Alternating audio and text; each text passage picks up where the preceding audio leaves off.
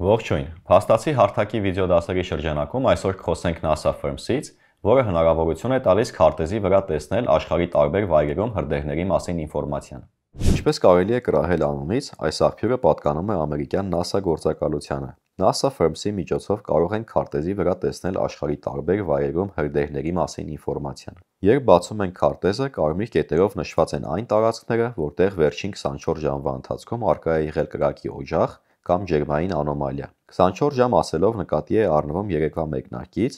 այսինքն 00 ժամից մինչև այս պահն ընկած ժամանակահատվածը, իսկ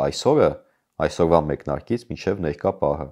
Վերևի շարքում երևացող օրացույցը թույլ է տալիս ընտրել որևէ կոնկրետ օր։ Ավելին, կարող եք ընտրել մեկից ավելի օրեր։ Դրա համար կարող եք վերևի աջ անկյունում երևացող օրացույցից ընտրել ձեզ հետաքրքրող օրերի քանակը կամ նույնը անել ներքևի աջ անկյունից։ Երրորդ տարբերակը ժամանակային կանոնի օգտագործումն է, որը երևում է էկրանի ներքևում։ Եթե սեղմենք աջ վերևի հատվածում առկա Time-based կոճակի վրա, ապա կտեսնենք, թե կրակի օջախները կամ ջերմային անոմալիաները ներկա պահից քանի ժամ կամ օր առաջ են արձանագրվել։ Որքան հին են դրանք, այնքան դրանց գույնն ավելի բաց է։ Overlays շերտը բացելիս տեսնում ենք, որ առաջարկվում է քարտեզի վրա տարբեր շերտեր ավելացնել, որոնք կօգնեն ավելի հեշտ կողմնորոշվել և լրացուցիչ ինֆորմացիա ստանալ։ Օրինակ ցույց տալ աշխարհագրական կոորդինատները, երկրների սահմաններն ու ճանապարհները եւ այլն։ Կրակի օջախները հայտնաբերելու համար NASA-ն օգտագործում է VIRS գործիքը, որը տեղադրված է ամերիկյան Suomi NPP և NOAA 20 արբանյակների վրա։ VIRS-ի արձանագրած օջախները ցուցադրվում են համեմատաբար փոքր կարմիր քառակուսիներով։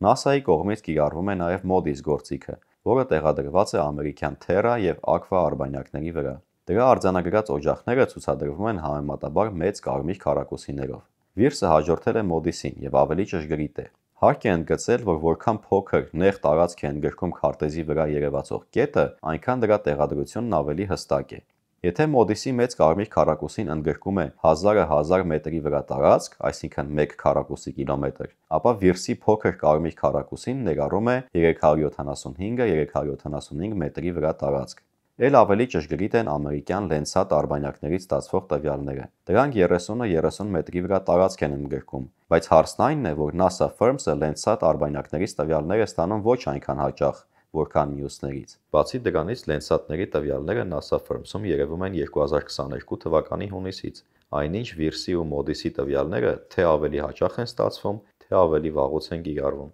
Շնորհակալություն դիտելու համար։ Եթե հավանեցիք այս տեսանյութը, ապա սեղմեք լայքի կոճակն ու հետևեք Փաստացի Facebook-յան խմբին։